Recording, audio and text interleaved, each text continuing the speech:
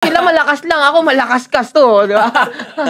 So, sa mga may gusto makipag-collab dyan kay J-Nick, no? Maganda na kayo ng 300,000. Handaan nyo na para makasama nyo si J-Nick sa isang track. Ako na makabagong meta. Tinan mo ako yung usapan, di ba? Hey! Oh my God! Wow! Sige ating barangkalin ang mga bobong ng musga. Ang dami nilang ngaungaw pero panis sa kimbuga. Nakikibash ng uulod, mga nakakatawa. Mga abloy na walang utak, puro tatanga-tanga. Wag na kayong mag-rap, wala kayong karapatan. Ang dami nyong sinasabi, walang kwenta nam.